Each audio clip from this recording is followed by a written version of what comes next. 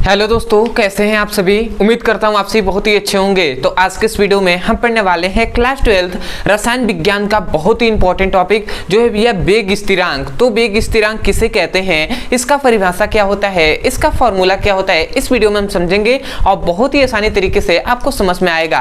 तो चलिए दोस्तों अपने टॉपिक को शुरू करते हैं। तो यहाँ पे हमने लिखा है भैया सबसे पहले वेग स्थिरांक, या वेग स्थिरांक को हम वेग नियम के नाम से भी जानते हैं या इसे हम वेग व्यंजक के नाम से भी जानते हैं। तो यदि इन तीनों में से कोई भी आ जाता है आपको यही लिखना है। अब भैया इस नियम में क्या बताया गया, वेग स्थिरांक किसे कहते हैं, तो इसका बहुत ही सिंपल है। कोई भी रासायनिक अभिक्रिया है तो उस रासायनिक अभिक्रिया में अभिकारक होगा, तो अभिकारक की यदि सांद्रता एक हो जाए, मतलब इकाई हो जाए, या हम कह सकते हैं एकांक हो जाए, तो उस अभिक्रिया का जो वेग होगा ना वही भैया वेग ही क्या कहलाएगा, वेग स्थिरांक कहलाएगा। समझ में आया? नहीं समझ में आया तो कोई दिक्कत नहीं है। हमने क्या कहा कि कोई भी रासायनिक अभिक्रिया है, कोई भी रासायनिक अभिक्रिया है, समझिएगा, कोई भी रासायनिक अभिक्रिया है। अब इस रासायनिक अभिक्रिया में क्या होता है, अभिकारक है, तो यदि अभिकारक की सांद्रता, अभिकारक की जो सांद्रता है, सांद्रता वो इकाई हो जाए या एकांक हो जाए। हमने क्या कहा कि कोई भी रासायनिक अभिक्रिया है और उस रासायनिक अभिक्रिया में क्या है, अभिकारक की यदि सांद्रता, ये जो अभिकारक है इसकी यदि सांद्रता क्या हो जाए, इकाई हो जाए, तो इस अभिक्रिया का जो वेग होगा, इस अभिक्रिया का जो वेग होगा वही इस अभिक्रिया का जो रासायनिक अभिक्रिया का वेग होगा यही भैया वेग स्थिरांक कहलाता है। वही क्या कहलाता है, वेग स्थिरांक कहलाता है। ठीक है, जिसको हम क्या के से प्रदर्शित करते हैं। तो हमने डेफिनेशन क्या कहेंगे, हम यहीं से डेफिनेशन कह सकते हैं कि किसी रासायनिक अभिक्रिया में अभिकारक की सांद्रता एकांक हो या इकाई हो तो उस रासायनिक अभिक्रिया का वेग या उस अभिक्रिया का वेग वेग स्थिरांक कहलाता है। तो आशा करते हैं आप डेफिनेशन यहां से बोल सकते हैं ना। क्या कहेंगे, एक बार और मैं बोल रहा हूं, ध्यान से सुनिए, समझिए और उसे अपने नोट्स में लिखिए, क्योंकि भैया बहुत बार ये बोर्ड एग्जाम में पूछे गए हैं। ठीक है, तो यहाँ पे आप क्या कहेंगे, किसी रासायनिक अभिक्रिया में अभिकारक की सांद्रता यदि इकाई हो या एकांक हो तो अभिक्रिया का वेग, तो उस अभिक्रिया का वेग वेग स्थिरांक कहलाता है। तो आशा करते हैं आप डेफिनेशन को यही से देखकर बोल देंगे। तो सबसे पहले यहाँ पे देखिए हमने क्या लिखा है, इसका डेफिनेशन कि किसी रासायनिक अभिक्रिया में अभिकारक की सांद्रता एकांक हो या इकाई हो तो उस अभिक्रिया का वेग, उस अभिक्रिया का वेग वेग स्थिरांक कहलाता है। तो आशा करते हैं आपको डेफिनेशन समझ में आ गया होगा। अब हम आते हैं इसके फॉर्मूले पे। तो भैया इसका फॉर्मूला आपको याद रखना है, इस कलर से मैं लिख दे रहा हूं नीले से ही, कि भैया इसको के से प्रदर्शित करते हैं। अब के इक्वल टू होता है dx बाई dt।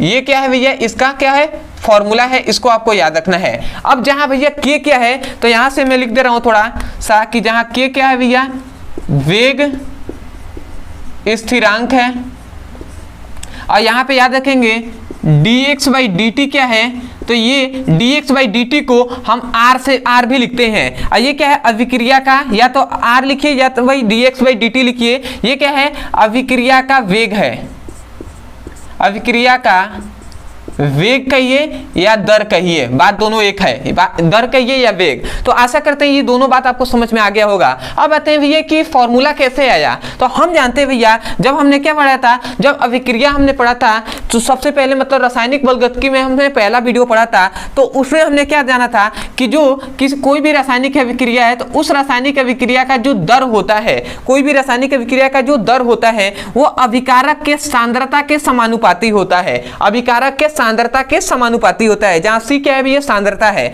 अब भैया यहां से ध्यान दीजिएगा, ये है dx बाई dt हमने लिख दिया। अब ये समानुपाती का चिन्ह हटेगा तो यहाँ पे एक नियतांक आता है जो है k इंटू सी हो जाएगा। अब थोड़ी सी यहाँ पे ध्यान देने वाली बात ये है कि हम जानते हैं, चूंकि ये बात तो इतना बात हम जानते हैं कि c इक्वल टू क्या होता है, एक होता है। ठीक है, c इक्वल टू एक होता है किसमें, वेग स्थिरांक में, क्योंकि हमने अभी ने कहा कि यदि सांद्रता, अभिकारक की सांद्रता यदि इकाई हो तो ये c क्या है, सांद्रता ही है अभिकारक की, तो ये इकाई है मतलब एक हो जाए, तो इसका मतलब यहाँ पे मान होगा एक। तो यहाँ से हमें क्या मिला, यहाँ से मैं इस कलर से लिख दे रहा हूँ, यहाँ से हमें मिला dx by dt equal to k into one. अब वन में के का गुणा होगा तो भैया वन ही ना होगा, के ही ना होगा, के होगा कि नहीं। तो यहाँ से ये जो फॉर्मूला मिला यही है भैया वेग स्थिरांक का फॉर्मूला है। देखिए दोनों एक ही है ना, तो ये आपका प्रूफ भी हो गया, ठीक है। तो आपको सबसे पहले आता है तो इसको विस्तार करके लिखना है, क्योंकि भैया क्लास 12 है, आपको जितना अच्छे से आप लिखेंगे, जितना समझा कर लिखेंगे, उतना अच्छे से मार्क्स आपको दिए जाएंगे।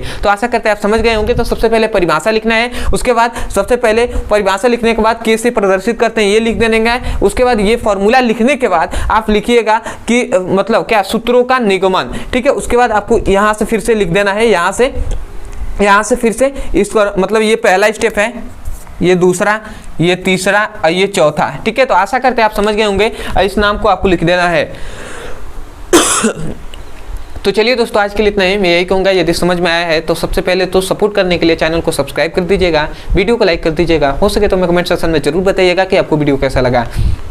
अदरवाइज बहुत से स्टूडेंट ऐसे हैं जिनको बहुत ही ऐसे टॉपिक है जो समझ में नहीं आता है फिजिक्स और केमिस्ट्री में। तो केवल आपको उस टॉपिक का नाम लिखना है यूट्यूब पर, अंत में हमारे चैनल का नाम लिख देना है ब्रदर सर, आपको वीडियो मिल जाएगा, वहाँ से जाकर अच्छे से पढ़ाई कर सकते हैं। अदरवाइज ऐसे बहुत से स्टूडेंट हैं जो चाहते हैं कि मुझे सिलेबस वाइज चैप्टर वाइज एक करके वीडियो मिले फिजिक्स और केमिस्ट्री का, तो वहाँ से हम जाकर पढ़ सके। तो भैया आपके लिए यहाँ पर नंबर दिया जा रहा होगा, इस नंबर पर आप व्हाट्सएप करके फिजिक्स और केमिस्ट्री का क्लास 9 से लेकर क्लास 12 तक के किसी भी क्लास का यहाँ से लिंक प्राप्त कर सकते हैं और वहाँ से जाकर अपने सिलेबस को कंप्लीटली पढ़ सकते हैं। तो चलिए दोस्तों, आज के लिए इतना ही, मिलते हैं अगली वीडियो में, तब तक के लिए धन्यवाद। जय हिंद, जय भारत।